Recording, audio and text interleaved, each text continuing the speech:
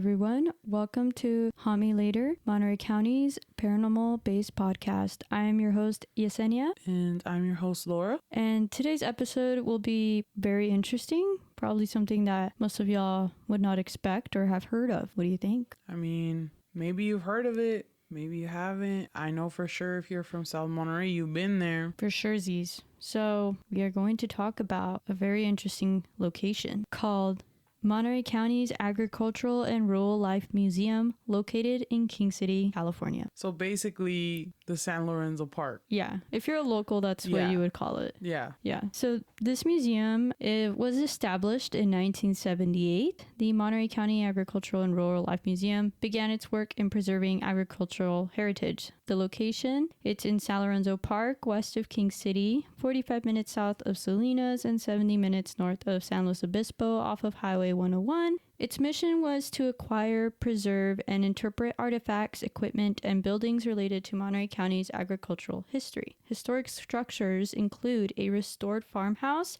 a one-room schoolhouse, blacksmith shop, and King City's train depot. And it's supposed to give you like a time travel experience.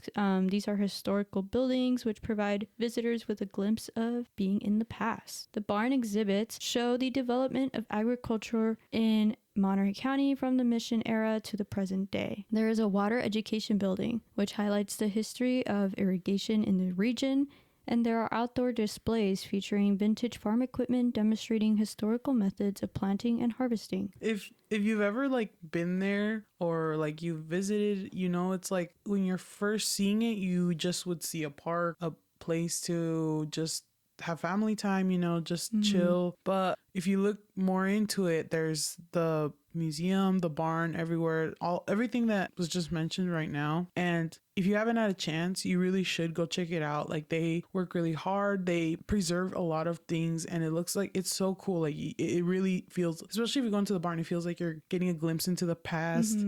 The train depot, everything, just it's so well kept, and it's so cool to see. So you really should check it out.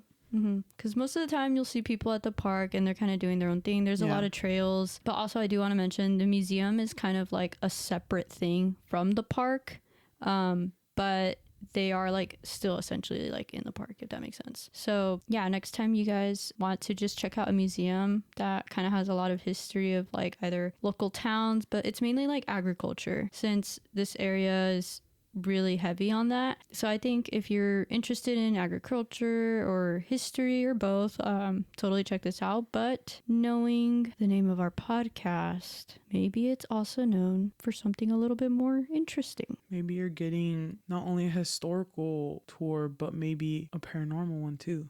Who knows? Who knows? But we will now begin with a little bit more history on the certain buildings that you will find here at this museum, and we will then talk about our own experiences and experiences from staff. We begin. So the main building you will find this museum, which is the main museum, it's considered the museum and exhibit barn. The museum barn exhibits it showcases the development of agriculture in the Salinas Valley. It has an agricultural focus, so it kind of highlights dairies, dry farming, row crops, and other key agricultural enterprises in Monterey County. Historical displays here include a turn-of-the-century general store and vintage farm tools. There is also a history of shipping, so visitors can learn how produce was transported a century ago. Farm machinery collection is also featured here. I do want to mention at this park, the barn and blacksmith shop are they were already there at that park. All the other buildings, exhibits were transported from somewhere and brought to this park. So Spreckles House is another exhibit you'll find here. It originally was located on the Spreckles Sugar Company's Ranch Number 1 near Salinas, California on Harkins Road. It was built in 1897. It was known as a building number 91, constructed at a cost of $1,960. It was relocated to this park in 1980 to become a part of the Monterey County Agricultural and Rural Life Museum. The original property includes the blacksmith shop, the outhouse, which was built for $25. That's crazy. A barn, the windmill, and 2 water troughs. I also want to mention that I think they had said that building, the house itself is original, but all the inside is not original. And then I guess the bricks were also original Yeah. So outside. yeah, the bricks in the house itself, like the outside house, was, yeah, they're original. The La Gloria School, it was built in 1887 and it was originally located 5 miles southeast of Gonzales. This school was community built. It was constructed by local residents, including the furnishings.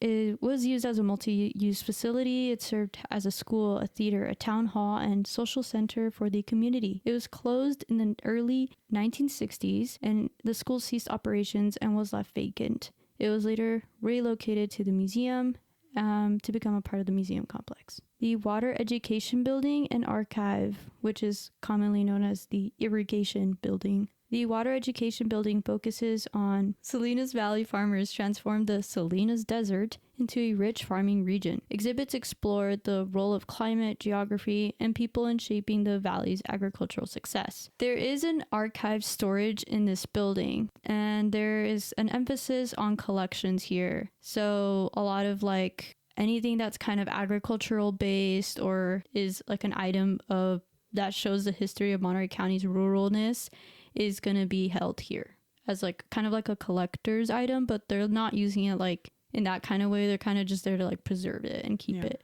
Yeah. The King City Depot. So in short, the Southern Pacific Railroad's role, it was instrumental in opening the Salinas Valley to settlement and agricultural growth. There was a railway network where there was over 20 depots once existed along its route in Monterey County. So the King City Depot was moved to San Lorenzo Park in 1989. There are some restored features, which include the original waiting room and ticket office, which were later restored into their early 1900s appearance. There is a repurposed baggage room, which now functions as a meeting room with a kitchen and restroom, which is also available for rental. So if you want to throw a party or a meeting, it's available for rent. And it looks pretty nice too. Like it has that vintage vibe. Like it has that vibe. Yeah.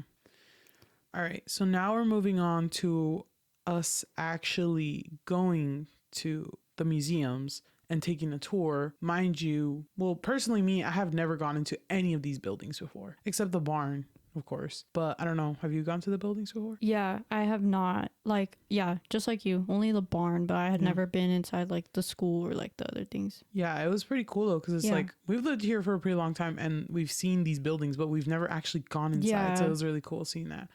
Okay, so basically, I think we were just like, as we said before, this is located at the San Lorenzo Park, right? So we usually go on walks there. So we were going on a walk, and then Yesenia was like, dude, should we go into the barn and ask about like if they have any like scary like paranormal things that have happened? Because it's like, obviously it's a museum, they have like historical things. And so I was like, yeah, we should go. But I remember like we were scared because we were like, oh my gosh, what if they're like, they judge us or something? Yeah, what if they're like, oh, we don't believe in that, so we didn't want to offend anyone, you know? But actually it was like a pretty like cool experience, especially because this is the first thing we like started off like. Yeah. Do you remember what you had asked? It was like really positive actually. Like we walked in and I was really nervous because like how Laura was saying, like I really thought this could go many ways, but the worst is like obviously they tell you that like we don't believe in that, like get out. Which is like the worst like possible thing. So we like it was just like that would have never happened obviously, but you know, it's just like being scared. It's more like it's not because like, oh dang, like I couldn't get it for the podcast or anything, but it was more like, dang, like now we look embarrassing. Like I had all that courage to ask and it's like a no. Especially because it's like you had this podcast in like your head, and it's like if it would have like started off with like, oh no, you know, you would have kind of started getting discouraged and you would have been like, oh, I don't know if I want to keep asking. But it was like, it was so nice, and they were so welcoming, and like it was just like positive overall. Like it was a really nice experience. Yeah. I do want to clarify, the museum is kind of ran by high school interns. I think there's like 4, and they are all kind of given like a specific building to take care of, but they all like kind of work and help out in the main barn. And I believe there's 2 managers. And so when we went inside to the gift shop, there were 2 girl interns, and we went inside and we were like a little nervous. Well, I was really nervous, and I was just like, you know, I have a really weird question, but like, is it haunted here? And like the best answer you could ever get. One, this intern was just like really had good energy and was like, oh yeah, it's haunted here. And dude, I was so excited. Yeah. And she was really nice to us. She was starting to tell us like some things, and then she then offered us a tour, which me and Laura, like as we mentioned before, we had never gone and seen the building, so we were like, dude, this is so cool. And so we begin our first tour of the museum. So we were, when we were speaking to her, we weren't in the barn, but she took us to the first building, which was La Gloria School, and she was kind of giving us like, she was asking us, have you guys ever been here? And then she kind of was like, she was kind of just like telling us like history a little bit along the way of like the buildings and like how the school had like two entrances before it was like kind of changed, like kind of fixed up. So now there's like one entrance. But the entrances were like split for like one was for boys and one was for girls. and I think they rebuilt that, right? Yeah. They changed it. So now it's like the entrance looked different in the actual picture from the building, right? They have a picture inside, I think. Yeah, because this, like you said, you mentioned before, this was not an original, like it was an original building, but it wasn't originally located there. Yeah. It was moved from Gonzales, and I think they refurnished it, like rebuilt it, and so they just had that one entrance. But before, I guess it had the two entrances, and so when we go in, like you immediately see all these pictures, like like from the past, and it's like so cool because you're like, oh my god, like this is so real. And then once you enter, you go through that little like small hallway, you see a bunch of desks, you see the teacher desk, you see like a furnace, the windows, like it looks like a classroom. It's like really old-fashioned classroom with the blackboard and everything. They had like chalk. Yeah, like that. Like we're talking that old. Like. And it's like really cool because obviously like this is a school setting, and then also they had like kids can come in like from schools and like see what it was like. Yeah. So that was pretty cool. One of the original items in there to the school is there's like an organ, right? It was like a piano organ thing. Yeah. That one was original to the school. I think something else was original. I think they also had the program for the whole day. Like they started off at like 9 or something, and then like they had the whole schedule. How we have grades, like present day, we have like first grade, second grade. I guess they had books, and once you were able to complete that book, you would move on to the next grade. I just remember like that there was kids of all like ages in there. Yeah.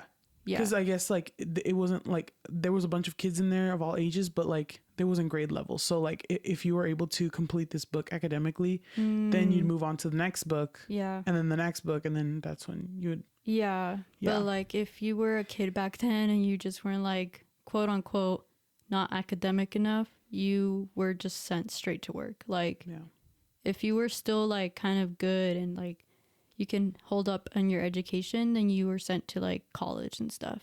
Yeah. And so when we went in there, it was just pretty cool. We saw all these things. We saw the entrance too of where the entrance used to be. It's now like a storage closet kind of thing. Yeah, they remodeled that. Yeah, but it's pretty cool. And then we asked the real questions. Yep. Was there any paranormal activity like here? Are there any stories? And there is. And it is a very famous one towards this museum. It is the famous little boy in blue overalls. So I guess no one really knows the history of that, but they say, well, we can look at the pictures. There is a boy in blue like overalls here, but they're not sure if that's the actual. Yeah, they can't pinpoint like which kid it is, but there's like lots of photographs of like the school, and there's like lots of kids.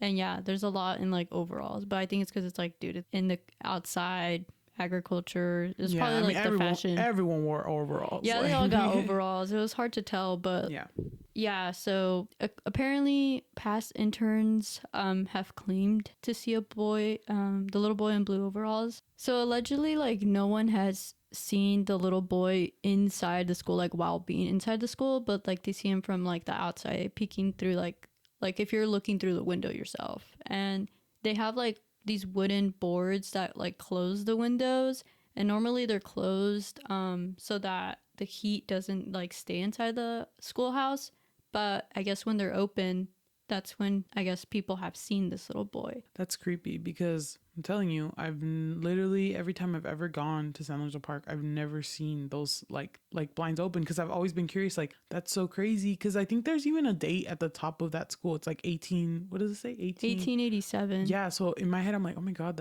that's such a long time ago. Like I'm like, wait, like I wonder what it looks like on the inside because I've never been in there. Yeah. And I've never seen them open. So like imagine like you're just like, oh look, they're open, and then you see like a little like kid with overalls. That's so scary. I don't know. I feel like I'd Like be, imagine you just see one little kid. you're like, oh, Like there's no one else. yeah. Oh my Like gosh. I feel like you would know like, oh shit, that's a fucking ghost. Yeah. There's also, it was mentioned to us that like he's also seen like when, I guess when you see him, he starts like running towards where that storage room was. Oh, and that makes sense because that's where their entrance was. Like Yeah, the separate boys' entrance. Yeah. Yeah. And I didn't hear much about this, but I guess it was mentioned that there is a female, like, I guess, teacher ghost. And she was seen by someone who was like, okay, you kind of have to understand, but there's like a porta potty kind of, well, Like, literally a porta potty. like those, like that one from Shrek in the movie. Yeah, it looks like the it's Shrek a wooden little like 4-panel thing, and you just open it with the little like crescent moon in the front. Yeah, that's what it looks like. Just imagine that. Imagine the Shrek one. Yeah. I guess someone was there and they had seen a woman walk past from, so if you look at where that porta potty is, you'll see like the left side of the schoolhouse, and there's like 3 windows on that left side. So I'm assuming that the first window is where that storage room is, and I guess it was closed, or I don't know, but that the last 2 windows were open. They had seen a woman like walk past, so they say like, oh, like she went through the walls or something, but they were saying that she's like a teacher. Like she must have been the teacher. Right. But she went towards like, if she was going towards the storage room. Oh my gosh. That's crazy. Yeah. I don't know. Crazy. Would you be more scared seeing the little boy or the teacher? Both. That's just because I'm scared in general. But I feel like the teacher. No, you know what? The boy, because it's like a little bit more. It's like scary seeing a little kid ghost, especially if they're running. I don't know. I feel like that'd be kind of scary. I feel like if I saw like a lady, I would think like, oh, she's probably works here. Yeah. You know what I mean? But like a kid, you're like, why is he by himself? Yeah, that's true. Because it's like, you know, like he's a kid. It's like even more like it's like creepy. You know. But yeah. Who knows? We don't know. We don't know the backstory. We don't know anything about it. But that's what they've said, and I believe it. I mean, I believe it. Yep. Because when you're like walking throughout this park, you'll see these buildings. You're like, dang, that's old. Like that's gotta be haunted. Yeah. And but they're preserved so well because it's like they look nice. Yeah, they're very, very well kept. So it's like it's so like you're curious. Like it's not like the abandoned houses where you're like, oh my god, it's definitely haunted, and I would never want to go in there. It's like you're like, that's definitely got to be haunted, and I'm so curious about it. I want to know more. You know, I feel like that's like it's actually not like scary. Yeah, it's more you're oh my gosh, I wonder what it looks like. What could be, what possible ghosts. So now after we've seen this La Gloria school, we move on to the Spreckles house, which is right next to La Gloria school. Like literally if you're looking forward, like if you're looking straight at the La Gloria school, to the left is the Spreckles house. And this house is like, it looks very well kept. It looks like an actual house. Like I feel like when I was little, I thought someone used to live in there. Like actually me too. Yeah. So it's like a really nice house, and you're like, oh my gosh, it's a blue house. The curtains, there's a fence, there's like a brick all around. And so when we go in there, she's kind of giving us like, you know, a little history. She's like, have you guys ever gone in here? And then so she told us like how we mentioned earlier, the house was like original. The bricks outside were original from like where they got it from, but like all of the inside, it's like full of antiques to like furnish the home, and they're accurate to the time period. The exact period was 1890s. But they're not original. They're not original. I asked that because I was curious. I was like, that'd be so cool if they were original, because it's like from like, you know, how like someone's stuff. Yeah, some like, and then it you know is, but that's true. But you know how like they say that some objects like carry attachments. So like, let's say if it was something original, like what if that, like, I don't know, a spoon, the bed, I don't know, like could have carried that ghost, and it could have stayed in its original home, you know? But no, everything was refurnished, but it was very, like, it looked very cool. Like, it looked like it was original. Yeah, it also has like that smell. You know, like like vintage. a vintage scent. And also, I do want to say I've been taking, like, the whole time we're doing this, I've been taking pictures of, like, yeah, Laura was on picture duty. Yeah, so we were trying to see if we can see any orbs or anything. But anyways, this was never really confirmed because we never really asked. But I'm assuming that the reason it's called the Speckled House is because of, I guess during that time period, there was this sugar company that was really big here in the area, and it was called Spreckles Sugar Co. This house was built by that factory for the workers, for their families, right? Yeah. So there was like different levels, I guess, like depending on how much, I don't know if like they would pay or like something, but there was like lower and like higher class kind of houses. And the house that they have here is one of the higher class ish houses that these workers would get. It makes sense because it's such a nice house. It really is. It's kind of small if you think about it. Especially for a family. Yeah, but I guess back then, like, you know, it's a lot different now. Like what you think is like a normal average house size, like this house is so much smaller than that. But you know what? I don't know if this is just like, I think this is my theory. I feel like back then you were constantly working outside. You didn't have time to be inside. So like there was like the only purpose of being inside was like maybe eating dinner or like going to sleep. Like there was, or like maybe even going to the bathroom, but I don't even think they had bathrooms inside, right? Like because there's no indoor plumbing or nothing like that. Yeah, I think so. Yeah. So that makes sense why it would be so small. Like present day, we're like constantly in our house. Like girl, you know what I mean? Like we have like big furniture and stuff. So that's like your number one place to be. So obviously you need it to be bigger. But back then it would make sense why it would be so, like, it's literally so small. Like I don't know. Like I feel like it's like one bedroom size. And then also something else I want to mention is that there is no electricity in the house. Because it is a preserved house. And when we walked in also, it felt like cool. And mind you, we went during the summer. Oh yeah. And it was very hot outside. Like I want to say like 100 degrees, maybe 90. So when we walked in, I was like, why is it so fresh in here? There's no electricity. There's no AC. And that's, I mean, I've heard that sometimes like when you walk in a room and it's like super cold, like creepy cold, you know, there could be ghosts, but you know, it was cooler inside. But you know, it makes sense because of the, you know. It was cool, but I feel like, I don't know if you remember, but I thought the bedroom, like the one that was like so when you walk in, it's like a little living room, then you see like the kitchen. To the left of it is like a bedroom, and it has like a hallway that connects, like, it has no door. It's like an open hallway. There's a bathroom, and the hallway ends to another bedroom, and then you're back to like the first living room front door area. But like that first bedroom, I felt like it was much colder than like the house. I don't know if you remember, I was like, dude, why is this so cold?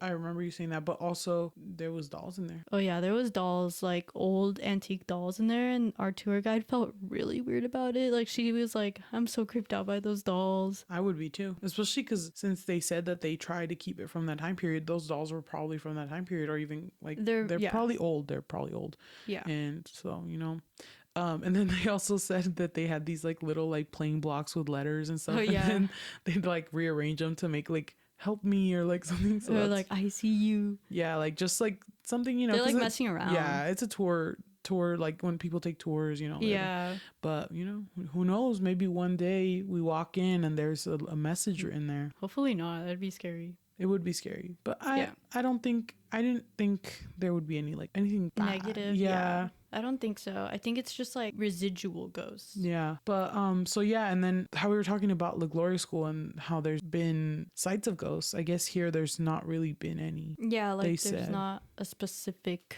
ghost there. Or like any story. It's just like there aren't like a specific ghost that has been seen at this house, but that they've claimed things move a lot here, and eventually you hear things here. So the interns, like I think I mentioned before, they are designated a certain exhibit location from the museum, and our tour guide, this was like her house that she had to like maintain. Like she would clean it, as in clean, like I think she said like they can't use products because it's like a very old house. It's just like, what was it, a duster and the sweeping. I'm not sure. As we were walking in, I do remember that she's like, there's like this little like not gate, but there's like this, what is it, the little, oh, it's like a little like rope thingy. Yeah, so there's this little rope, and she's like, oh, you guys can like walk over it. And then as we're walking in, she notices the piano. She's like, why is it open? And oh yeah, and we got scared after that. And we're like, wait, what? And she's like what? It's never open. Like I haven't opened this. And so we're like, oh my god. Yeah. So I took a picture of that. I remember that, and I was like, and we were like, oh my god, that's creepy. Like this is our first, like our first ghost encounter. Yeah. who knows? It could have maybe been one of the tour people that opened it while she wasn't looking, or it could have been a ghost. Who knows? The thing was, she said It's up to you. it like shouldn't be open, and that we were the first tour of like the day, or like to go really? in there. Like no forgot one about had that. been in there, and it was open. So like this little piano, it's like little, like maybe for like a 2-year-old. It's Mhm. really small. Yeah, very small. But like the keyboard key cover, like the little like It opens up. yeah, and like it down. opens up and closes. Yeah. That was up, and I guess they like rearrange their museums a certain way so they know what's open, what should be closed, and this and that. And that was open. She was like, "That should not be open. Like I did not open that." I remember we were like, because we had just walked in too. We were Yeah, like, we "Now, had hold just on." walked in. Bringing it back, Laura was on photo duty, and later on, I noticed in one of the pictures that she took of like the kitchen, you can see there's like a middle window, and high up is like a curtain, and it was like scrunched in a way. Like it didn't look like perfect because you know, like they kind of like staged the house, I feel, and that looked a little odd. Like, oh, like it's just a random scrunch in the curtain. But I didn't think much of it, but I did bring it up later. Yeah, and it was leading towards the back door. So it's like if someone was trying to look towards the back of the house. Yeah, it was kind of high up. You could just tell. It was not like, oh, it looks perfect. Like, yeah, like it looked like someone must have messed with it and kind of just left it like that. But mind you, when we did this tour, we didn't notice that, like on the spot. Like we didn't even bring that up. We didn't even notice it until later. But we will come back to that. So the next place we were taken to was the King City Depot. And so when we went in there, I remember I was like, oh my God, this is so cool. Because I've literally, like, it literally feels like an actual train station because it has all the like train stations. I had never been in there. Yeah. So it was weird. Yeah. And you saw like the ticketing booth. Yeah. And it had a lot of like artifacts on the wall or something like there that. There was the like period. It almost looked like newspapers. Yeah. Yeah. And there was like a phone, like an antique phone. And there's also another antique phone in the Spreckles house. Mm-hmm. And that eventually they were trying to think of like a way of connecting the phones to call each other. Kind of just like newspapers of like the train station. There was one of like a what was it, like the train crash, but I think I had asked if it was the same train part from, because there's like a train piece that they have at the park, and so I had asked, is that piece from that like crash, and they said no. But I thought that would have been really crazy. Like imagine it was. Well, didn't she also mention that she had gone in there and she was scared of getting stuck? No, she had, I think they're in the haunted hayride or something. She was inside that train and she got really freaked out. Like she felt, I don't know. I don't know if she saw anything. I don't think she did. I think she just felt like she wasn't alone. Like she felt really weird in there. Oh my gosh. And it was also dark out because the hayride was when it was dark. That's creepy. Especially in such like this little piece of like train. It's very weird. Like you can climb it, and I didn't know you can go inside. Yeah, it's usually locked. I would be scared of getting trapped in there at night. That'd be so scary. Oh yeah, I think she was by herself too. Oh my God. Like she was just waiting for people to like walk by and like scare them. Oh my God. Imagine. Oh my God, that's scary. The train depot was our tour guide's favorite building. You walk in, there's like lots of history around the wall. Yeah, there was the ticketing booth you said, and then there's like another room. A waiting area. Yeah, it was a waiting room. So like I've only been to an actual train station once, and it looked very similar, but from that time period. Like back then. Yeah, so if you've been to a train station kind of waiting area, there's like little seats, and you wait there, and then you can once it's your train gets there, you walk out and you go into the train. So it was kind of like that, except obviously there's no train. So there was like seats in the middle where you could wait, and then like they were furnished with the sides were furnished with like suitcases. Like I guess people left their suitcases there. I think the luggages, like the suitcases, weren't like original. Like there are items that they find, so maybe it's a mix of things. But I think we were told that those were like not OG, like they're just kind of for the antique vibe. Yeah, and most of these things I think are. Yeah, I think, but most of it was like original. Like I think the seats, because they look like they were on the floor, no? Bolted, probably. Yeah, I mean they're like wooden. Yeah, because it was moved recently, so yeah, I would imagine. So something that we noticed at the time was we walked in and there was this like, kind of cooler on the side where the waiting room was. Yeah. And she was like, I've never been able to open this. And it was open, right? Yeah, it was like, it looked like was it like an old Coca-Cola one? And it had like two top flaps, like lids to open it, but the left one was like open. And when she said that, me and Laura were like, uh-oh. Yeah, because this was the second thing, because obviously, like, Yeah. we were in the Spreckles house, like, right before, and the piano thing was open. And then now she comes in and she's like, I've never been able to open this. Like, why is it open? It's crazy. Yeah, and she couldn't think of someone who had gone in. Well, yeah, the thing was, like, she had never been able to open that, and it was open. So she was like, okay, that's a little weird. And I think she mentioned, too, that there's, like, I don't know if there's, like, a stuff. They had found antiques. They found, like, these old boots, things like that. Oh, right, yeah. And if you think about it, like, imagine moving that train depot, bringing it all the way over here to the park, and like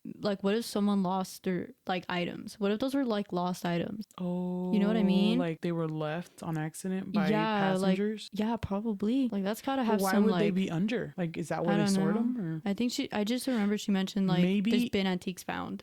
Well, maybe it's like there was a lost and found, and then when they finally shut down because it was so old, so long ago. Yeah. And they were like, well, there's nowhere to store them, so we'll store them in the basement or something. We're like, we'll just keep them here. Yeah. Yeah. Because they're like, well, this is from the 1800s, and it was like maybe like 1950 or something. They're like, that's crazy. So they kept them under there, and they thought maybe they'll like preserve them there or something. But that's crazy. I wouldn't like. That's cool theory. Like, there's probably items that people lost that meant a lot to them. They're probably like attached to that item. You know what I mean? Yeah, because back then there wasn't over consumerism. Yeah, like. Yeah. You just had what you needed. So after the train depot, we then went to the Water Education Building and Archive.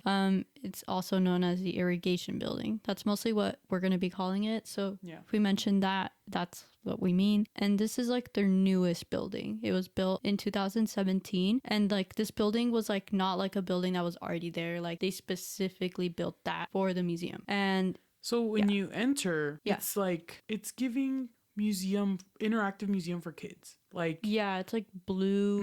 And it's like for kids to learn about irrigation systems, and like it's very educational. And and I would say like target audience kids for sure. Yeah, there's a lot of like things you can touch and like see, but I think they mentioned too like some things right now are currently down. But yeah, it is more like geared towards children, but like even if you're an adult and you like really love irrigation, this is totally an exhibit you should see. I would say though, when we walked in, I did feel a little weird. You did? I think so. And I don't know if it was because I felt weird. I just think it was a little creepy. Like it felt creepy. Like the lights were kind of still like down. Yeah. And then like there was this room with the like it's the theater room, and it was very dark, but it was giving theater. It was just kind of like creepy with all the vibes that were going on. I don't know. I don't know if I ever mentioned that. I felt kind of weird, but it was a little right creepy. there when you saw the theater room, or like in it just was just giving a creepy vibe. The whole thing. That building. Yeah. It was creepy, but that's just something that like a vibe I felt. Yeah, I remember when we did the tour, like I think she brought up like the theater. I wasn't really paying attention, so I couldn't really see. Like I just remember we walked by it and I just saw it was like a dark area, like I could not see anything. Right. But we walked past it, and y'all, I had my first ghost encounter of my life. Essentially, Laura and the tour guide were talking. They were talking to us about, the building. And I remember I like heard like a woman speaking, but they didn't react to it. And I didn't really react like, oh my God. Like I did say, oh my God, but it was weird. It was like if someone was talking in the background, but I couldn't make out the words, but I could hear it. And it was very quick. It was like for a second. And I knew like in my head, I was like, oh shit, like that is not, that's not us. And that's not the outside either. Like that was in that theater. And the first time we went there, like I didn't even see the chairs inside. Like to me, it just looked black, like dark. I couldn't see anything. And so a part of me was like, let's continue. But yeah, that built low key, I feel like, I don't know if it's the way they built it, but it does give a weird vibe. And also there is the archive room inside there, which means antiques are stored in there, which is probably antiques with possible attachments. And that's probably why it's really has a weird vibe in there. Yeah. I mean, I don't know. I believe it. Yeah. Cause I don't know. I heard my first ghost voice in my life in there, and it really like low-key scarred me. Yeah. Not like in the worst way, I didn't hear it. but it was more like a dang, that was legit. Yeah. And then I think I remember you saying like afterwards you were like, I didn't want to scare you, but I heard this. And I was like, dude, I would have gotten scared. I'm not gonna lie. I would have gotten really scared.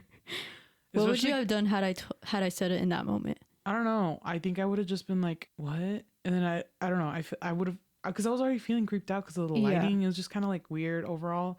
And like it was so secluded too. Because it's like, if you like the Sparkles house, the Gloria School, the barn are all kind of together. Yeah. And then you'd have to walk a quite a long, not long, but like a farther distance Yeah. and like uphill a little bit too Yeah. to get in that building. So it's like secluded. So it's even a little bit more creepy. Especially because it's like farther from the actual park. Like it's more into, you know. So I don't know. I felt creepy. So if you would have been like, dude, I swear I heard a voice, like clear as day, like this and that, I would have been creeped out. I would have wanted to leave so immediately because we were out in there for a minute too. Like we were just talking. yeah, we were just kind of like talking about like, I forgot what we were talking about, but we were just We like, were just talking. yeah. But I did feel like, dude, there's no way I just heard that right now. But I was trying to be brave, bro. I really didn't want to freak you out. And I didn't want to freak her out either, because I remember when we went there, again in this building, she was mentioning since it was so new, she hadn't heard anything like about like it being haunted or that. She hasn't heard anything like stories of it being paranormal or anything. When I heard the voice, like in my head, I was like, holy shit, I heard voices in here. All right, moving on to the main exhibit. Yep. The barn. If you've gone to San Lorenzo Park, you know about the barn. Mm-hmm. It's the easiest museum to access because it's like the main one. It's like the main entrance kind of thing. Yeah, and it's open, I think, from 11 to 4, 12 to 4 on that. Yeah, around during there. the day. And you can just walk in, you can see all the like museum things, you can go into their little gift shop. I will say I've been there a few times. Not like a lot in my childhood, but since high school probably. Yeah. And I've been there like, I can count on the palm of my hand the amount of times I've been there. I mean, Yeah. the palm of my hand on my fingers. I can count on my fingers the amount of times I've been there. And I will say, every time I go in there, I always feel, whenever I go into this certain place, like this certain area, this certain corner, I feel weird. I feel uncomfortable. I feel like I don't want to be there. Like I don't like that area. It creeps me out really bad. If you walk in, you go into the right, there's this aviation area. Yeah. Like you walk past that a little more, you go to the far right corner, there's like this like kind of marketplace, and then there's this post office place, and that corner right there. And Yeah. there's like a cow there too. That corner, like it makes me very uncomfortable. I do like, if I were to be in that barn, I would probably never be in that corner willingly. I would never choose it. And I don't know why. It just creeps me out very bad. Like it just has that vibe. I don't see anything. Like I don't, like, you know how they're like, oh, I've seen something. I've never seen anything. Yeah. I just have that vibe. I don't know what it is. Like it's off. Yeah. And I don't know if it's like a thing. I think I mentioned this in the last episode, how I think I have like a, You're like hypersensitive. yeah, like I feel like sometimes like I can read people very well and I can feel their emotions. And so like when I see someone sad, I feel their sadness. When I feel Yeah. someone anxious, I feel anxious for them, like that type of thing. So I feel like sometimes maybe that can translate into feeling a vibe. From like what you see. Maybe like Yeah. maybe like, I don't know, because I've said I do believe in spirits. Yeah. So maybe there is a type of connection. Maybe I can feel that their Yeah. presence, maybe, but I don't know. It's kind of like, yeah, it's the aviation, and then there's like, it almost look, I don't know if it's supposed to like look like kind of like King City, like it looks old, like, yeah, it's like a market, the newspaper, post office place. Then I think it gets more to like more artifacts of like agriculture, I think. Yeah, they have the That's little where the cow was. tractors, Dairy. Yeah. Mm-hmm. They Yeah. have all that stuff. And then they also have on the other side to the far left, they have like the Native American, Like artifacts. yeah. If you have a chance, go into the barn and tell me what you feel. I'm just Tell us what kidding. you feel in that corner. Yeah. Besides the haunted part, it is a pretty cool thing to look at because there's like a lot of everything in there. But there is like kind of a weird vibe if you kind of think about it. But it's very cool. I'm gonna say this, like Yeah. that barn, you can see all their hard work, all their effort. Like Yeah. it's a, like, I'm telling you guys gotta go see this. Like if you live in the area, take a tour. Oh yeah, you know, no, book like, a tour. Yeah. yeah, like go see these places for yourself and tell us what you think, because maybe we've gone there maybe you'll see something else. You know, going back to, is it haunted? Since there is a bunch of artifacts in there and it's probably mostly residual energy, some people feel weird when they're alone in there. For example, our tour guide, she said she has a weird vibe when she's there, when she's alone. She feels like she's not by herself. Like when she has to close the museum, she said that she will feel like someone else is there, and so she will walk around like 3 times to make sure like, okay, no one's in this museum. I'm gonna close it. I'm not gonna lock anyone in here, and that's it. That seems to be a pretty common thing that a lot of people, like the staff, feel. To be honest, that was much of what we got from our first tour of this museum. Mm-hmm. And it was pretty interesting because it was like, yeah, we didn't expect to get this much information.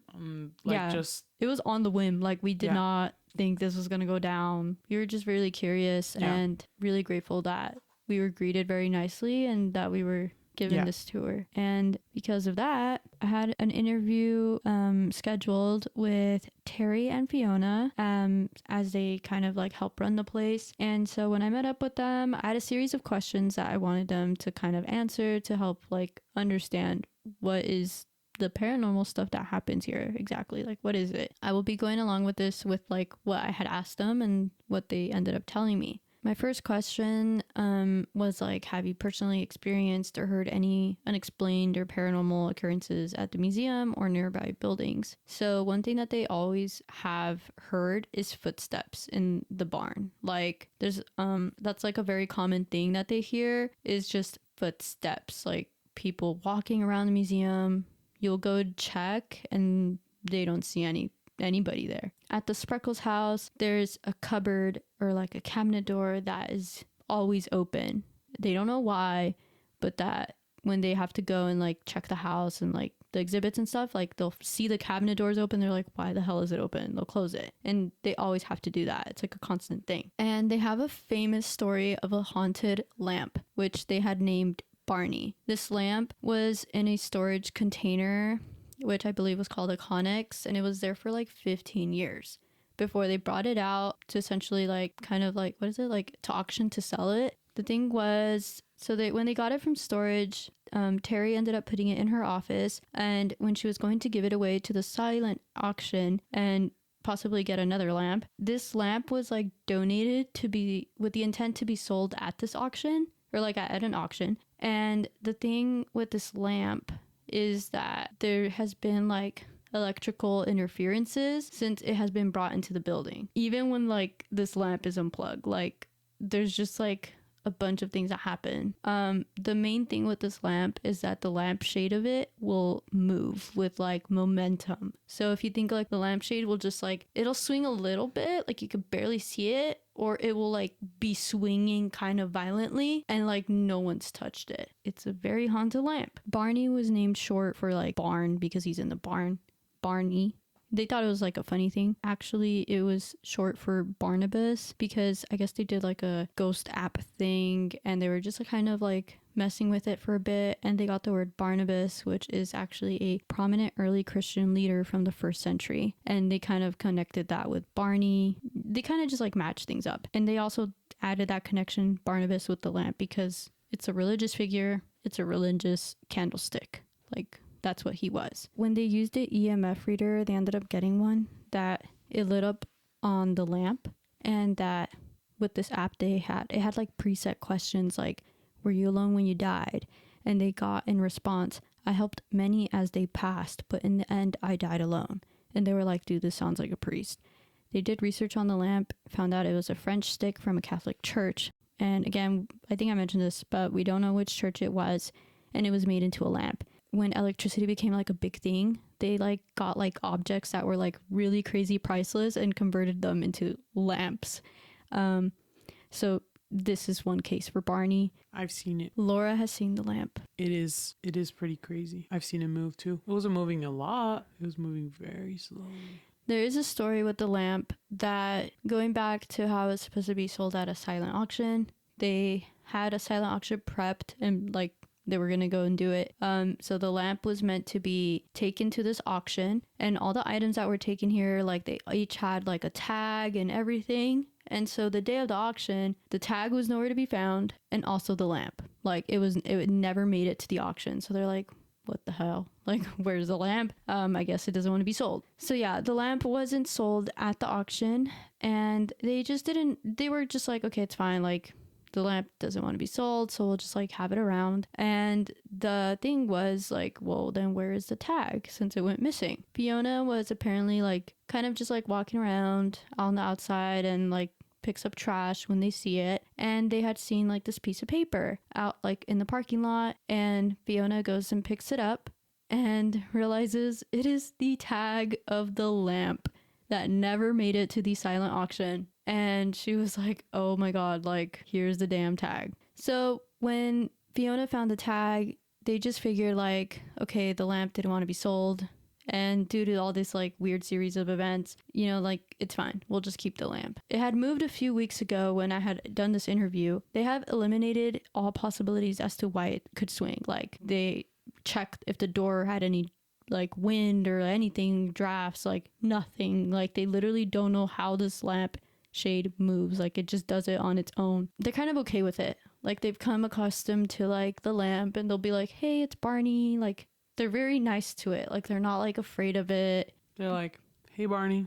Yeah, like, they're very casual. Or, see you later, Barney. See you next weekend. Yeah, like, they're okay with the lamp. Terry had mentioned that her son is an intern at the location, and that he had an experience in the train depot that used to be his assigned building to clean. So the storage room that is in the train depot uses a skeleton key to open it. So like, it's a very difficult door to get into. And like, I guess when her son was entering the train depot, he heard like someone banging, like someone was like trying to get out of that room. And as soon as he walked in, like, the banging stopped. He felt like, I guess like he just thought like someone was in there. Later I find out like he looked into like the peephole of the door, which is like insane. If like, I feel like you have to be really brave to do that. But he checked it and saw no one. And I'm not sure if he stayed to clean. I feel like he might have left, because I mean, I would have. Like, that's insane. Like, no one was in that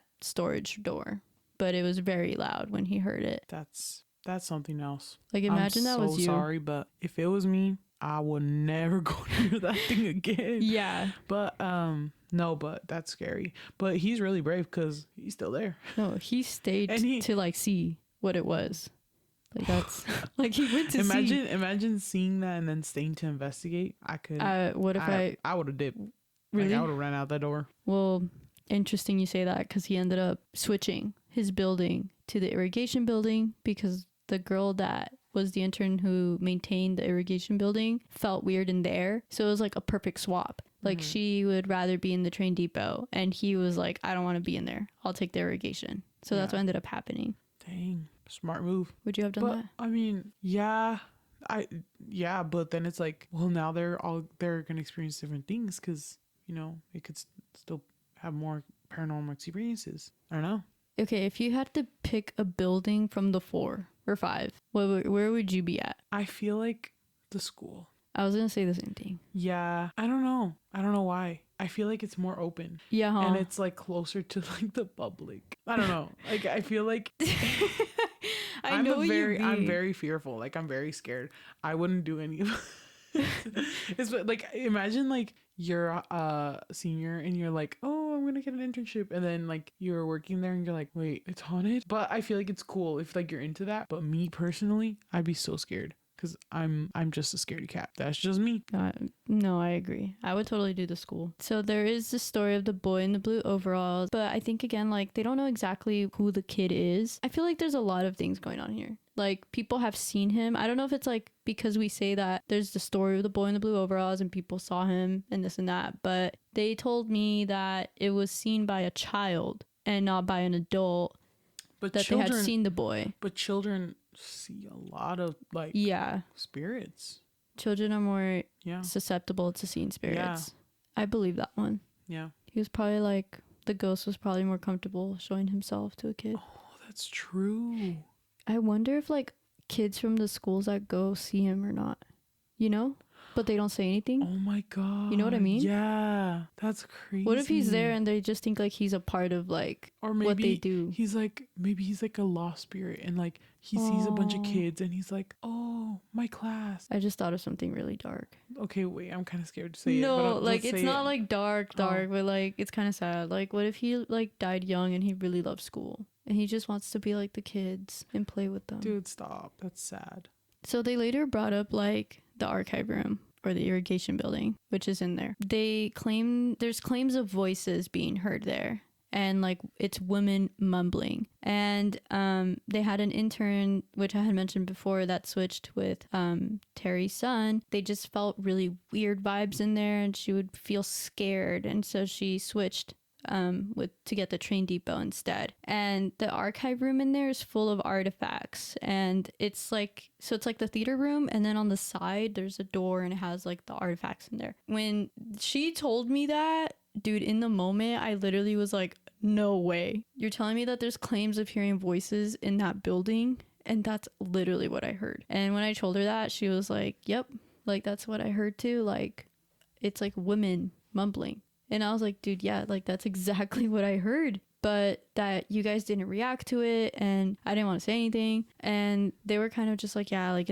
we kind of all had the same vibe. Like it was probably the artifacts that are in there. But I don't know why it's a woman mumbling. So my second question to them was like, are there any specific artifacts, structures, or exhibits in the museum that are rumored to be haunted or like tied to eerie local legends? So they kind of just specified the lamp, Barney, since he's a pretty haunted lamp. Going back to what Laura mentioned earlier about that corner, Terry said that she gets a very bad vibe and has had nightmares at the far end of the museum, which ended up being the same corner that Laura feels weird about. I'm not crazy. Laura's not crazy.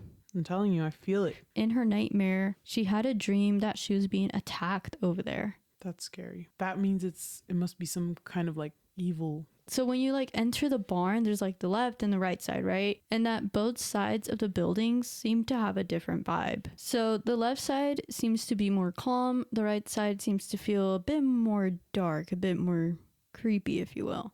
People also seem to spend less time on the right side of the museum, which is the corner that we're talking about. There's so many artifacts there that they can't really pinpoint anything to like a specific object, but they did mention that like when they open up, they always like glance at that corner. Like they kind of just don't really want to look there, but they kind of have to, and it just feels like something's off there. And they always say good morning or like hello and good night and goodbye like when they leave. It's kind of like showing respect to the spirits that are there. This is just my theory, but like, you know how like a lot of the museum, and this is not like confirmed or anything because it's just what I'm thinking right now on the top of my head, but you know how most of the museum is like Sugar Spreckles company, right? Yeah. Do you ever think maybe like, you know how factory workers like or workers in general have been mistreated, and like I imagine like back then they probably were mistreated a lot back then, you know, like a lot. Maybe this is like, since they're talking a lot about Spreckles, they have a lot about those artifacts. Maybe they have like a spirit from that time period that was like a factory worker that was mistreated, that maybe died at like the factory or something. And like, it's just angry. Like, Maybe. You know, I don't know. That's just my theory though. Because now I'm like thinking about it, like maybe it could be something about that, because it seems, because you know how they have that little post office there. Yeah. Little market, you know. Oh, that's true. You know what? I feel like it could be different things too, like because since there's probably objects that, you know, maybe whoever owned it was like a bad person. Maybe. And they just had like bad vibes, and like they're kind of just, their spirit is like, let me just be bad though. That's true. And they're just kind of like, you know, but we don't know. They don't know like if there's other objects that are super haunted, but I feel like maybe, if not all of them, might be. So I had asked her like what inspired their haunted hayride event that they do in October, and were there any featured stories based on like real local legends or paranormal claims. All the stories that were featured at this event were based on like the books from Randall Reinstent. I might be saying that wrong. I'm so sorry. All the local legends that were based in the books, like that's what they used for the event. They had like people dressed up as like, you know, like the ghosts from like the book, and were kind of like scaring people. They had always done a bonfire with scary stories at the park, and she just kind of wanted to like up that a little bit and wanted something fun for Halloween. And so she created like this event, and it's also a fundraiser. And she's also thinking of doing evening ghost tours. It's like an idea, but they're waiting for it to like get dark, because how can it be a ghost tour and it's not dark? That's scary. I'm gonna do it. Are you gonna do it? I don't know. TBD.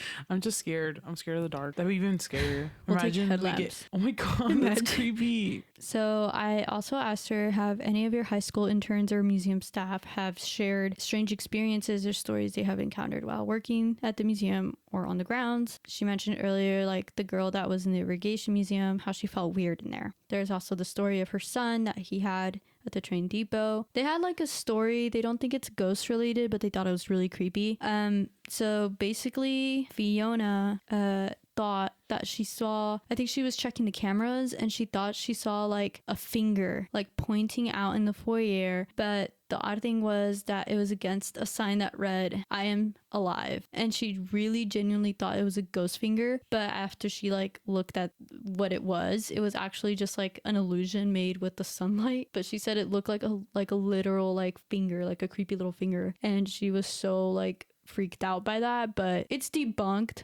But I thought I would mention it because they were very like enthusiastic, like, oh my god, I just saw a ghost on camera. Terry mentioned that they were talking to Fiona and her door was open and she had seen this like black flash go across. They both went to go investigate to see if anyone had been in the museum, and they noticed that the museum was really cold. The museum is colder than their office because it's a big barn. But when they entered the aviation exhibit, it has like an open ceiling, like all the like, it's kind of like sections and it's all open ceiling, but specifically in the aviation area, it was so cold that like they had both like lifted their arms up, like showing that it was really cold, like almost like if I'm shivering. Like they both did that, and that's when they both realized like, holy shit, like there's probably a ghost right here, like it's so cold.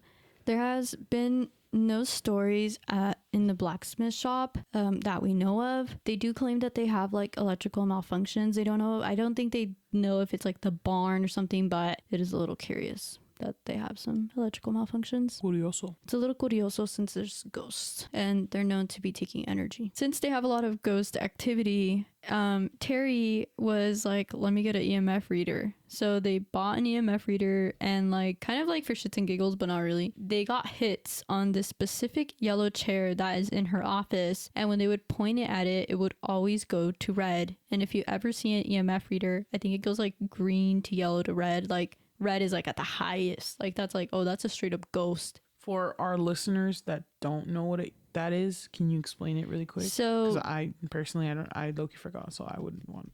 The EMF meter is kind of like the most basic one. It's like this like black, like it almost looks like a remote, and it has like this little colored chart on the top with like lights. It goes, yeah, green, yellow to red, and it's supposed to signify like electromagnetic fields over 20 milligauss of like energy that's like at red. So that was like, that's a ghost. Like that's like it'll flicker depending on how much energy is like there. But how does it know what the energy is? Like how does it like, just to make sure that people understand. The EMF reader doesn't like it, I guess it's like, it's not like, oh, it's a ghost, but paranormal investigators believe unexplained spikes of electromagnetic fields, which is EMF, essentially like energy, like a power line, electrical appliances, wiring, like something that has a lot of electricity. Imagine you're pointing it just in the room and it's like not moving, and let's say it's like an empty area or a random object, bam, it starts lighting up. And it's especially like believable when in like the Sparkles house that has no electricity. Imagine it would be going off there. Like that's crazy, you know? Yeah. So that would make sense how that would,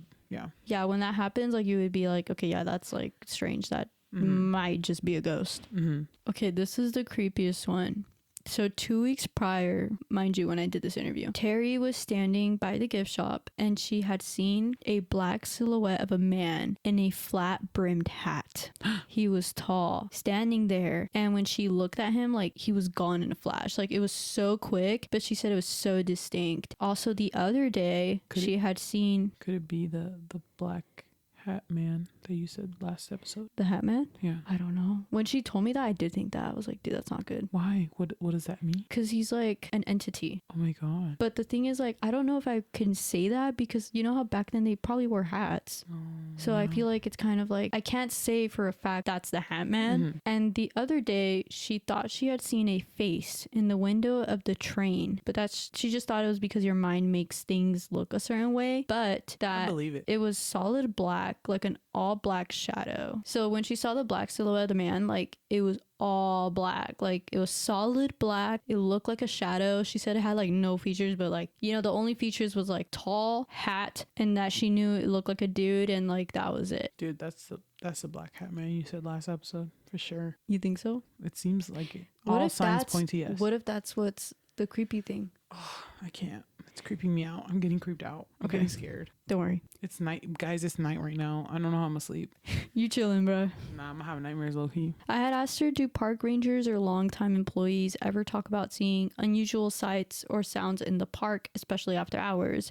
Technically, no, but there are other locations, like other parks, that they do claim like that they see things. And one of them is actually, like, I can't confirm right now, but it's one of the lakes nearby where the rangers are, that there is story. Lakes where people drown. Yes. I see that. But she has been told stories from the rangers there that have claimed to have ghost encounters that I think we might have to go investigate. Ghosts or mermaids? Ghosts, for sure. And I'm talking like a ghost woman.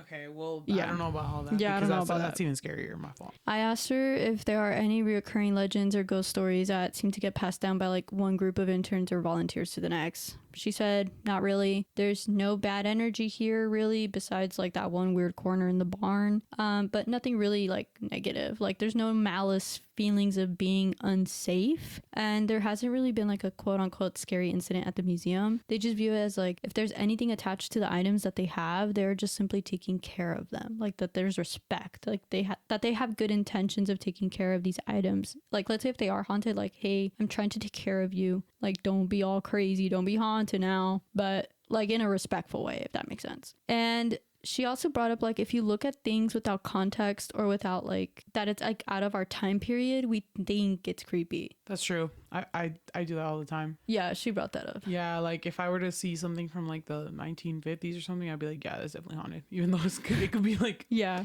like a water bottle paper or something like that. Like, wait, they don't have water bottles back then. They don't have water bottles back then. But you know what I mean? Like literally anything that's before 1950s, I'm gonna be like, that's haunted. There are times that Fiona will be cleaning or closing up and she'll get a feeling of uneasiness or feels like somebody else is in the building with her. She will do rounds and find no one. Or they both get this feeling of like, I shouldn't look over there. One example being the gift shop window. And she did claim that the residents that live facing the museum have claimed to see activity. For example, the top of the barn has windows and they leave some lights on all night. These residents have claimed to see things move across those windows like flashes, but the museum does not have flashing lights nor things that move up there at night. I had asked her, has the museum ever had visitors claim to experience anything paranormal during a tour or event? They just mentioned, you know, the voices that were heard in irrigation. And they also feel like people are less amped to tell the teenage interns like that they just heard or had experienced something paranormal during a tour, or like they think it's easy to dismiss things. And there is a quick fun fact. Ghost Adventures, the show, Zach Bagans had actually reached out to them before to be a possible location to do an investigation. The lamp was the catalyst for this, and footsteps have always been heard in that barn. They had the archive story, the boy in the blue overalls, and it might be that they just didn't have enough material for an episode, because instead they ended up doing it at the Los Coches Adobe and Soledad, since essentially this museum was turned down. Well,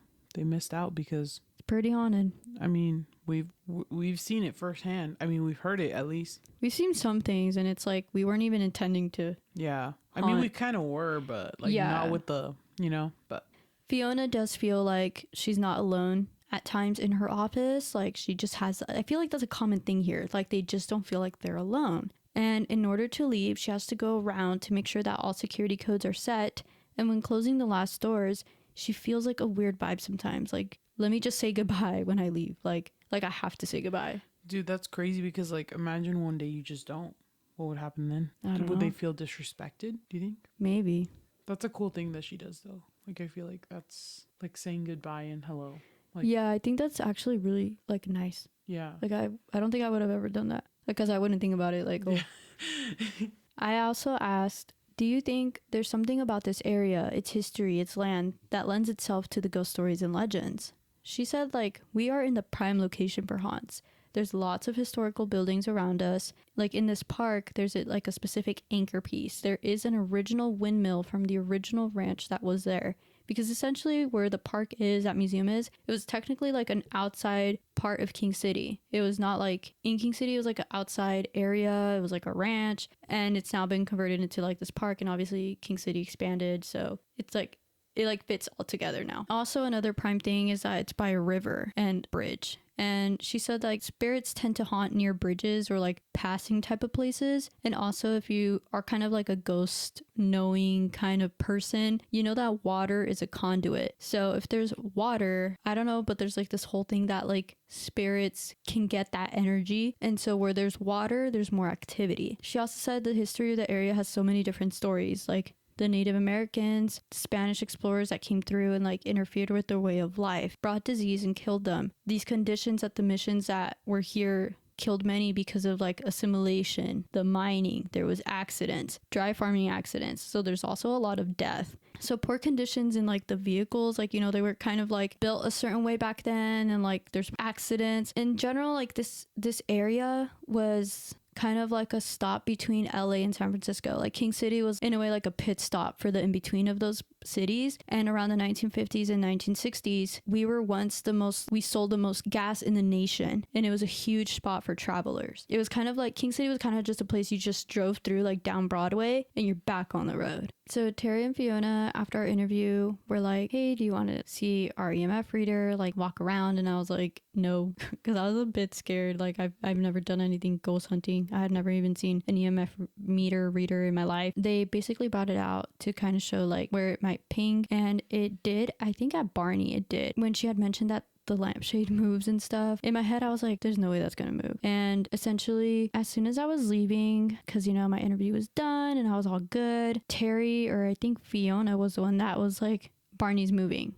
And I was like, dude, there is no way Barney is moving, and I'm right here. I look and I took a video, but it's very slight, like the slightest movement, but you could see the lampshade move side to side just a very little bit. Terry had not touched the table or anything. So in my head, like I think that was like legit, like that's some crazy stuff. That was an insane interview. I think I'll never forget that. So after my interview with Terry and Fiona, which went really well, they were very like considerate, very nice, and very understanding. Like they were totally all for like wanting to share lots of like their ghosts, since I don't think it's like ever been brought up like that. And I was just really excited. Finally, like people are willing to speak about it. And I felt like it was cool because knowing that we've seen this place as like kids and growing up, and we had no idea about it. And like now I was getting all this knowledge about their ghosts and like their antiques. Like I started to get to know the museum a lot more, and I was like, this is insane. Like people have to like go here and check it out. But we decided to do another tour again. So our first tour there was on May 4th. My interview was on May 7th, and our second tour was then done May 31st. So like 3 weeks. Yeah. Okay, so then like a few weeks later, like between 3 and 4 weeks, I would say 3, we go back, because I guess Yesenia was questioning like, should we go like and like, I don't know, just see if there's anything else that's happened, you know, like maybe get an update or something. Yeah. So we go, and again, Yesenia is really nervous. She's like, dude, I'm scared. And it's like funny because it's like, we already know that these people are like really good people. Like they're very welcoming. They're very nice. Yeah. Like, you know, so we walk up, and we actually don't see the 2 girls we had talked to before in the gift shop. We see the other 2 interns. Yeah. And Yesenia goes up and asks them, like, I have a really weird question. Like, do you guys have any like paranormal stories? Because we've been here. I think you had said like we've been here before, right? Yeah. And turns out like one of the interns was Terry's son, and he was like, are you guys the people that are gonna do the podcast that came like before? We're like, yeah, like it's us. Yeah. That was cool, like to know that like she brought us up and like told them about us. But yeah, I like ended up asking them like, had there been any activity in the past, like in the last 3 weeks? He said that yeah, and that one of the interns and managers have felt like somebody else was in the barn per usual, that they heard footsteps after closing, and that both doors were locked. They went around and saw no one. When they were locking the door, they felt that if they looked into the peephole, that they felt like something bad was going to happen to them. He mentioned that another intern had seen that after closing, something run from across the door and disappear. They had also been feeling weird in the post office, and the post office it's basically in that creepy corner that we brought up earlier, and they find fingerprints in places that people can't reach. Another intern mentioned that they felt like they weren't alone when another intern was like either cleaning or doing a tour, and usually I think they'll be like alone in the gift shop. And she also mentioned that she will hear the alarm go off like as if someone was coming in, but they can see like a reflection on like, I think it's like the window or something, so they can see like if someone comes in or not, but she will never see anyone come in. Another intern mentioned that they had seen an elderly man. None of the alarms from both the doors, like the front and the back, had went off, but she saw him by a blue car inside, and when she went to go approach him to see if he wanted a tour, he was gone, and none of the alarms signaled that he had left or that he had even entered. These alarms are like really sensitive, so like you would know, like you would hear it. She never heard it. The girl that was with Terry's son, she was the one that used to be in charge of the irrigation building, and she just claimed that she had never felt like she was alone in that building, and that's why she just wanted to switch, because she just felt really weird in there. It was the voices. It was yeah, it was probably the voices. It's just weird vibes. So one of the managers had heard voices in the archive room. I believe it was Fiona, and it was like where I had heard them. And he mentioned that visitors have also heard things. He had heard someone call his name when he was in the office, and the offices are kind of like in the side. They're like, there's doors and stuff, but like I guess he was in there and he heard someone in the barn call out his name. He like, that really freaked him out because like no one was there. And that most things tend to happen after closing, which is like when it starts getting dark out, like it seems to get more active. And an intern had also had a nightmare about that corner, also the same corner we've been talking about this whole time, where Laura feels weird. And also Terry has had a nightmare there. So now an intern has had a nightmare there. In this nightmare, they were cleaning and they felt that they were grabbed from behind and held down. Oh my God. So there seems to be something really negative. So then afterwards, he was like, "Do you guys want to do another tour?" And we were like, "Wait, low-key, we should." Like, yeah. We should. So we were like, you know what? Yeah, let's do it. I think we started off again at the Gloria, right? La Gloria school, but we had heard the same thing. Like, yeah. There was nothing much. Like, I think he had also told us about the kid with the overalls, you know? So it was uneventful. Like, we were just... I think the only thing we got in that one is that we finally saw like that storage room. Oh, yeah. That one was kind of weird though. Yeah, that was the first time we saw a storage room. I felt creepy. Really? Yeah. Yeah. I could see how. I think it's just because it's like dark. But pretty much, you know, same old. So not worth mentioning that much. But Terry had mentioned to us at another time that Fiona, one of the managers, was in the Spreckles house prepping for the next field trip. And I guess she had heard a man whistling, which is strange, you know. With her being curious, she looked outside and inside and didn't see anybody. Could it have been someone whistling, or could it have been a ghost? Who knows? We don't know. I think she mentioned it was like inside the house. That's crazy. Like she heard it inside. Yeah. But and then it's she was like by herself. And then it's like, even if it was outside, like it wouldn't have been that clear. Or that loud. Yeah. So while we were in the Spreckles house, I do remember we were walking, because when you walk in, it's first like kind of like the living area. And we walked in towards the kitchen area. And we were just kind of talking there. We were looking around, and then we notice in one of the like windows, we see one of those curtains that you pull up and down. It was like on the door, like on the right side. Yeah, the window door. And it was open. And he had said, he was like, "Why is it open?" Like, he said that he like went to close it. It was like hella fast. Was it when we were there, or was it It was before? when we were inside. Yeah? Yeah. I guess he had gone to close it fast, and he was questioning why was it open, because it's never usually open, right? Like, I guess they always have it closed, and we were the first tour of the day, apparently, right? Yeah, like we were the first ones in there. Yeah, of the day. Before, and the last time was Fiona prepping, right? I think, previously. yeah. the day before. So I guess there would have been no time or anybody that worked there to have done that, right? So he found that strange. And then that's when we thought to mention, I don't know if you guys remember earlier in the episode, we had said that I was taking pictures, and Yesenia later on, while looking at the pictures, had noticed that there was like a ruffle in one of the curtains in the back. Yeah, this is like a separate curtain. This is like a window in the middle of like the wall of the kitchen, not the door. And like, I remember we were trying to find a picture to show him, and he literally said that, I forgot to mention this. I had brought that up to Terry and Fiona, like, hey, we saw this window and it was like scrunched up and stuff, and they thought it was really weird because like no one ever messes with the curtains there. And he said the same thing, because he said that no one really messes with those blinds since they are broken, and they're also kind of higher up. They don't know how that was like moved. He said the window curtain on the door should have never been like open, so he shut it. And then he turned around and the cabinet door was open. The thing is, the cabinet was facing him, and Yeah, it was away from us, so we weren't like like we couldn't really see it. we weren't like, because the kitchen is so small, so we were kind of just facing towards the kitchen a little bit, and so we didn't really see it. And I guess he was on the other side while trying to fix that curtain, and I guess that's when he noticed that the cabinet on like the bottom cabinet that was facing him was open. He's like, that's so weird, because he said we were the first tour, and then also no one had been in here until like before the whole whistling incident. Yeah.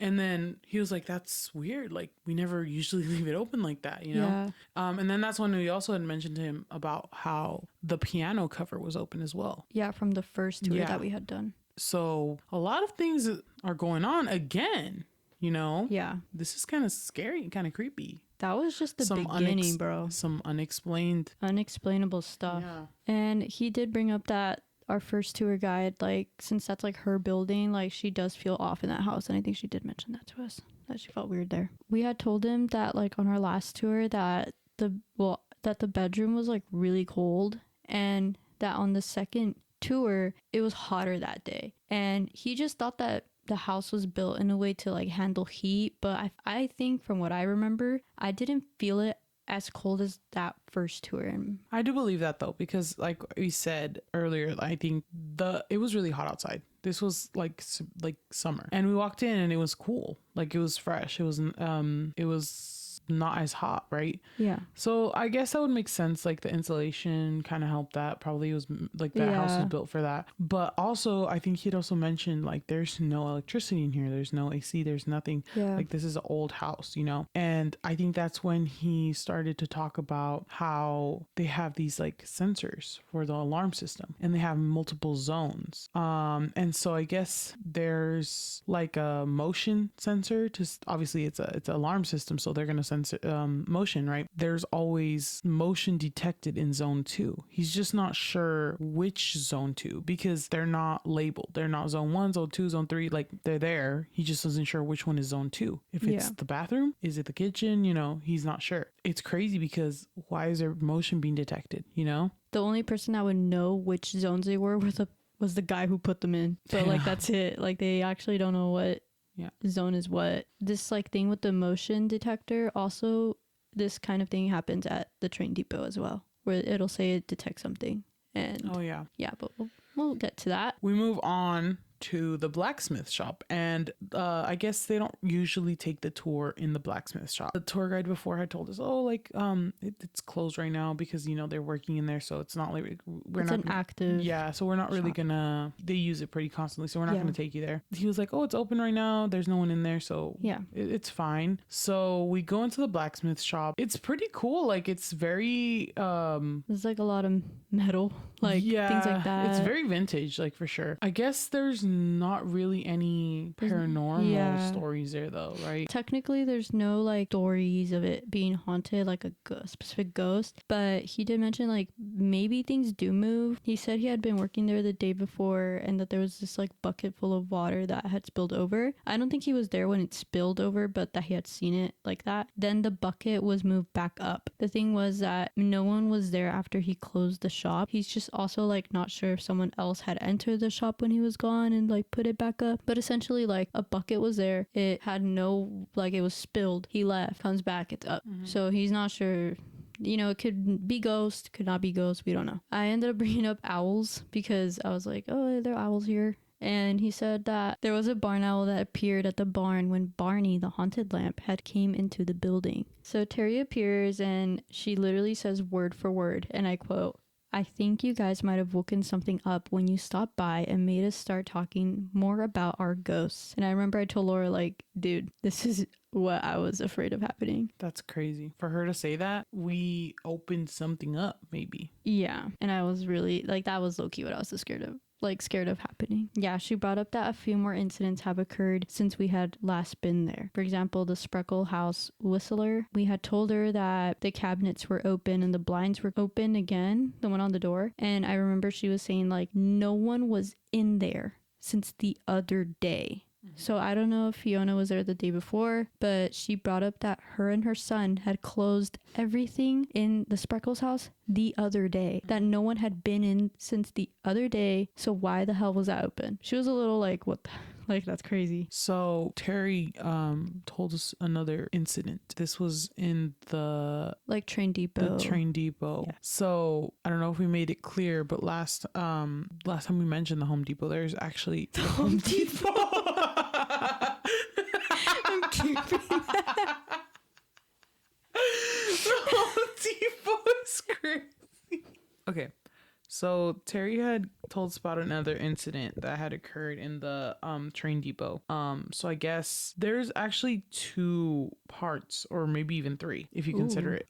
So the first part is when we had gone into the tour with the little like ticket booth and the little waiting area. That's like the museum part. And then I guess we'd also mentioned that there was the place you can rent. It's like the upper section, level, and I guess there's also a lower level, but that level cannot be accessed through the inside. You would have to go out and then go in there, and then, you know, that's like the third, the 1, 2, 3, right? I guess the incident had occurred in the upper level of that a rental space. Yeah, so this space, it's the upper level. It has an open area, and I guess they use it for board meetings, but you know, it could also be rented out. You know, it's just they use it for board meetings. And there's a little hallway with a bathroom and a kitchen. Well, the kitchen's out, but the bathroom, you'd have to walk in to a little hallway. So I guess she had gone into that upper level and was arranging for the board meeting, and I guess she had gone out, locked it, and then went down to the lower level. I don't know if she went back to the barn and like something, but she ended up leaving. Yeah. So she left, but I guess she was going to bring something back. Yeah. Some agendas. And so when she came back, she had to unlock it again. Yeah. Obviously, no one has access to this. She goes back to put the agendas, and I guess she hears movement in the bathroom. There's no way anybody could have been in there. She freaked out because she heard like movement, like literal, like just sounds like someone was in the bathroom, like walking, paper towels. Like it just sounded like someone was in there. Right. How was that possible? If she was the only one in there, left, locked it, who got in there? But it freaked her out really bad, and so she ended up leaving. I would have too. What would you have done? Dude, I would have been scared. So I guess in that past week, they usually say hello and goodbye, but they've been feeling kind of weird lately. And I guess Fiona feels like she's being watched. Yeah. So I don't know. It feels like maybe it could be some kind of like, would that be considered like maybe evil? Because being watched doesn't mean it's evil. Because sometimes we feel like we'll get a feeling like, oh, I'm being watched. Maybe it's like that. Maybe it's just the presence being there. Yeah. Who knows? Terry was there alone around 7 for a meeting. And afterwards, she just kept getting up because she kept hearing as if people were coming in. And she would look and there was no one there. There's definitely a presence there for sure. Yeah, and that's like in the main barn, since her office is in the main barn. And I heard that's the most haunted. Yeah, I think that's probably because I think it would have the most artifacts. That one, or the irrigation system, that's true. building, because it has a lot of the artifacts. Yeah, that's actually really true. So out of the 2, I feel like these are the strong ones. Yeah. From that same thing where she felt like she kept hearing people coming in and out and stuff, she said that the feeling was so strong in the barn, and that for the first time ever, she closed everything up and she left from like her office door and went around the building to lock it because she just could not walk inside the museum to lock everything. And when she set the alarm, there's like a little hole in the door to see if the alarm has been set, and everything in her being told her like, do not look through that hole because you will see something. Oh my God. And she was like, that no, like I'm not doing that. Like I'm gonna leave. She did mention that Fiona felt like the person that whistled in the Spreckles house wasn't like an evil entity. Like she felt like, obviously it's scary because who's that? But she didn't feel like, oh, this is someone scary. Yeah. But that the barn has been feeling a little off. That's crazy. Maybe we went and then they were like, okay, they're seeing us. So now let's show them. They got comfortable. I don't know. It seems like they're saying like in that corner, one intern was cleaning and they got the feeling that to not look up or they will see something, right? Yeah. So this is the second time because you were saying that Terry, if she were to look in that people, she would see something. And so this is another thing. Yeah, like they feel like Maybe it's the same spirit, the same. Maybe. I don't know. It doesn't seem like it's something good though. to feel off, like that's obviously like an instinct feeling you have. Terry had told us that she also like thought that maybe the amped inactivity happened because she got in contact with Reinstedt's wife, the guy who wrote like a lot of the haunted books in Monterey County. She managed to get some books for her museum, and she feels like maybe because she got those books that it might have kicked off something. Like maybe the ghosts are like, oh, so you do believe in us. Like we can see it. You have these ghost books. So okay, let's pop out. Like let's be more active. But she's not sure. But that is one thing she had in mind. I believe it. Well, she told us that Barney had last swung once after I had gone to do like the interview. So they say now that they're not frightened, but that they're more curious. Like they're noticing that there's ghosts, but they're not like really scared that there's ghosts. They do have this story of a white barn owl. I'm not sure if it was the same one from her son, but this owl like randomly showed up like where their door was, like the front door of the barn in the afternoon, and it went around like the front basically of the museum,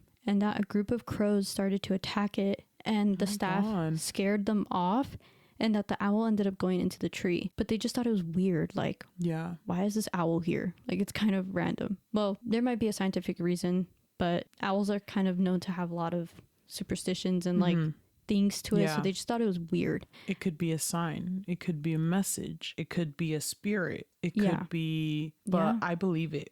Especially with everything that's been going on recently. We didn't mention this earlier, but there's like this little like trailer thing that's to the left. Like if you're facing the barn to the front and the left side, there's this little trailer thing and it has bolted windows. But Terry's son had told us that he had walked by once and had seen that the windows were all open. Mind you, they're like out of wood. Like I don't know who unbolted them or something, but that they were off. Like it's never like that. So we leave the blacksmith shop and end up going to her office so that Laura can meet Barney. We ended up getting the EMF meter from there to basically walk around the museum again to use the EMF to see if like we get any spikes or anything. After we left Terry's office, we went back to the Spreckles house and we had the EMF meter with us. That's when we kind of like went around it. I felt like the house felt quieter, like it had like a different vibe from when we had first went in earlier. That we had walked around in the house and there was like where the living room is, there's like the second bedroom to like the right side. But if you walk in, it's to the left. He noticed like an item was missing. We don't know if that's ghost related or not, but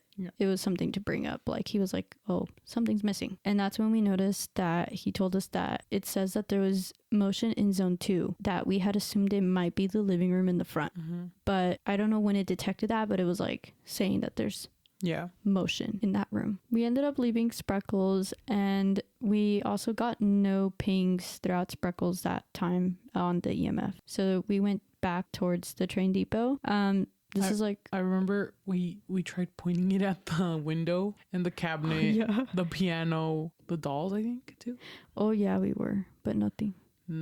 That's crazy. And like that probably explains why you say if you feel quieter, like it feels quieter, because maybe they were like, oh, they already saw us. Let's I don't know if move or something. Yeah, I don't know if I got excited that like, oh, the cabinet was open and stuff, but I felt like maybe we scared them off. Like I felt like there was a different vibe when we went back. Like it was literally dead silent. Like it felt like that. Definitely they got scared off.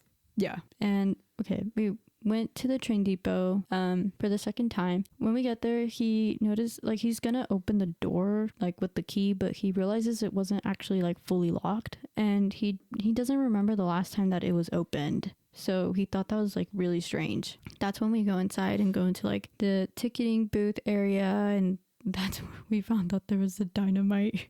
Oh yeah. And we were scared. He let us actually into the ticket booth Yeah. area, and then he was like, also be careful by the door. There's dynamite, and we're like, what? Like, what? That was so random. Yeah, but I guess it was real. I guess. I don't know. It was scary. When we were in there, there's like a conductor outfit. And Oh yeah. he mentioned that he would see or that he would find the hat would fall, but he would just pick it back up. I feel like that's not too bad because it's like maybe the hook Maybe is it's like, loose or yeah, something. like He didn't put it right. yeah. Yeah. Maybe it didn't grip right, or it could be energy, but who knows? Oh. So then after we left the little ticketing booth, we go into the waiting room where we had gone the first time. So I guess we see the same fridge, the Coca-Cola fridge, and I guess it was also open again. So maybe I don't know, maybe it could have someone maybe might have left it open last time too. That's true. Who knows? We don't know, but he thought it was like, oh, like that's weird. We were kind of walking around with the EMF and stuff, but I think I had brought up like a whole, like I had never seen that chair. It was like a wheelchair in the left, and I was like, what the fuck? I never saw that last time. I kept walking, and so when you see the waiting room, like the right corner, I don't know how to describe it, but there's like a right corner, and this is gonna sound crazy, but I thought like, you know how things smell old, but like all of a sudden, I had like one whiff, and it smelled different. Like it was not dust. Like it smelled like, I don't know if it was like cologne. It wasn't cologne. That's the thing. Like it just had a scent. And then I moved away and I didn't smell it. And then that's when I mentioned like, do y'all get like things about like smelling weird things? And I think he's like, no, but like sometimes they say like they don't like how it smells in sparkles or something. But I was like, no, like I whiffed something. I mentioned it had flavor. It was a joke, but like, it did smell weird, very strange, quick second. Might have been nothing, but I'm gonna just put it out there. It smelled like let's say if it was a ghost, because they say like sometimes if you smell like roses or like some ancient kind of like smell, like ancient, some like vintage kind of smell, like roses it's isn't a ghost. Vintage, bro. I mean vintage. Vintage. But yeah, I thought it was strange. And when we were trying to leave, because when we leave, it's like you go outside, they go inside to set the alarm, and then they close the door after them. So when he was trying to do that, he told us like, it says there's motion detected in zone 2, and I think it normally says zone 7 or something like that. And the zone was the waiting room where we were just at, but the thing is like, that's a separate room. Like let's say we were in zone 7 or whatever, like right in front of the door, but he's about to close it. It says there's motion in zone 2. That's the waiting room. We were not there. We were in zone 7. Perchance ghost. Who knows? There's a lot of unexplainable things that have happened in this tour. It's up to the listeners, honestly. What do you think? Do you think we're reaching a little? Do you think this is unexplainable things? Do you think we're reaching? Like, do you think we're like, yo, this is because of this, like y'all are like y'all tripping, you know? What do you guys think? Let us know. Also, the EMF never went off in the train depot. So now after this, we move forward to the irrigation building. Now mind you, we had mentioned before, this is where they keep the items they want to preserve. So we believe that this might be one of the most active buildings. We go in and we're immediately, like Yesenia had already mentioned that she had heard something in a certain area, like by the theater. So we're like, you know what, let's just go there. Yesenia has a bright idea of like putting her voice thing, and she's like, dude, we have to let them speak. So she puts the phone down and she's like, it's like the theater room, right? And we're like in the back. There's like a row. Was it? I don't know where I put the phone. I think it was on the last row of chairs. Yeah. And I put it like on the middle one or something. I set it down. I asked for it to say anything, but like respectfully, and like that we're here respectfully. And I think at the same time you were like, oh my God, the EMF went yellow. And I was like, dude, no, like you're playing. I'm scared. Like, don't say that. In this recording, I'll add it here. I think we're kind of all talking, but you hear a clear as day, a breath into the phone. Mind you, we're like away, like maybe, how do you describe that? Okay. We were like pretty close to each other. We were like right behind it. But I think you had said, you were like, we'll give you a minute to say or try to communicate with us through this device. And then we tried to go silent. But the thing was, the breath was actually caught before I even gave it the time to be quiet. Like it happened when we were talking. That's the thing that was, so maybe like, it was odd. Trying to like throw you off, maybe. Who knows? Maybe, but I caught him, or caught it, whatever it is. So I'll play it here and let us know what you guys think. Because I think it's a breath, but who knows? Are you guys ever here like at night? Yeah, I've been here at night, yeah. Or it just fucking went right. Stop! It's my phone, dude, stop! So when we were doing this, I think you can also hear it, but it sounds like if one of the lights has like, it got like more energy. I don't know if it got brighter, Oh. but you guys mentioned like, Yeah, do you I hear think I that? remember that now. I think I do. He was like, did you guys see that? And I was like, what? Or I was like, wait, are you talking about the light flicker? He's like, yeah, that hasn't happened.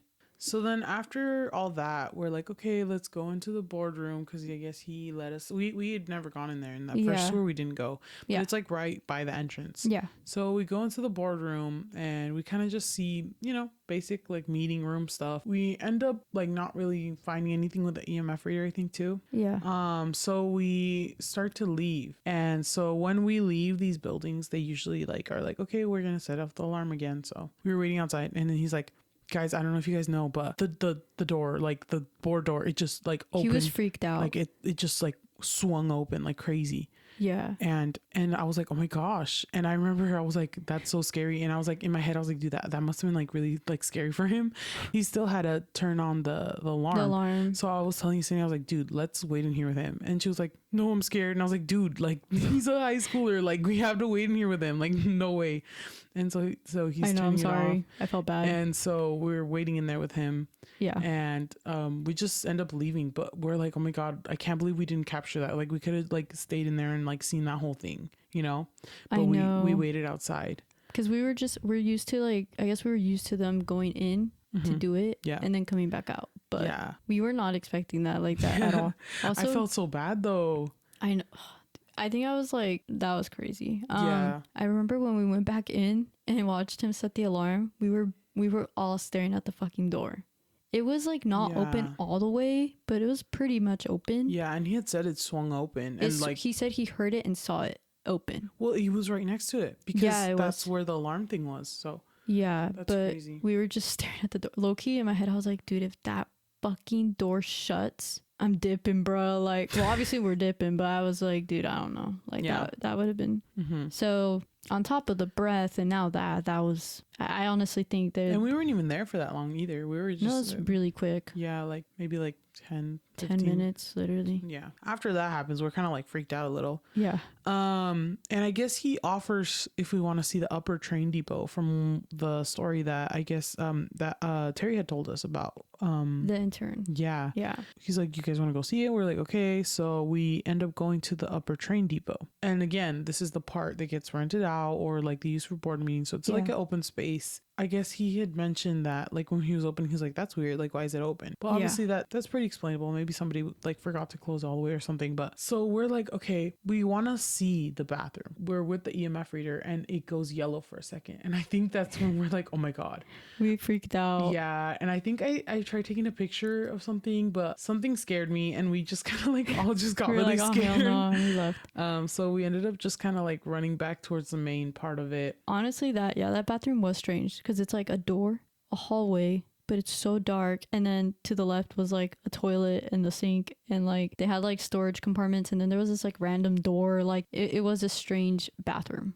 Mm-hmm. Yeah, the fact that was like where the EMF fucking went off is crazy because that intern had just like experienced that the week before. After we leave the upper train depot, we head back to the barn. I think he mentioned like he was gonna call someone, manager, because why was the door open? We headed back to the barn and I decided to walk around with the EMF reader, and I technically got like no hits. It flickered in some areas, but I think the only one I remember was like where the indigenous people artifacts were. It flickered a bit, but I think that was pretty much it. And there wasn't what that creepy corner was. I remember, I don't know what, I could describe it to you, but I don't know what exactly the building it was like at. But I heard like a sound of the wood creak. Obviously, I'm not going to be like it's a ghost. Maybe it's like an animal or something, but it was odd timing. And also it did freak me out. Like I actually kind of jumped when I heard it. And I was like, okay, that was kind of creepy. I walked back to Laura. She said she didn't hear anything.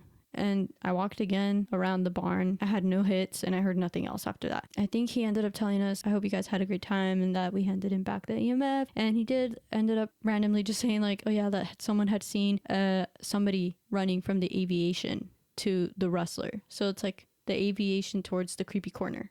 that an intern had seen someone run. Like, that's pretty much our story / haunts of the Monterey County Agricultural and Rural Life Museum. Let us know if you think we're reaching though, because I feel like there was a lot of times where we were kind of like, and then this happened, you know? Yeah. Maybe it could have just been like the wind. Maybe it could have. We don't know, bro. Yeah. But let us know what you think about this. Yeah. And also, you guys should go and see this place again. I know we've said take this a multiple. visit. We said this a lot of times, but see this for yourself. You know, it's really cool. Even if you don't believe in ghosts, even if you don't believe in the paranormal, like I feel like people that work there have put a lot of effort and they work really hard. If you like historical things, if you like history, if you like learning about the past, go and visit it. Honestly.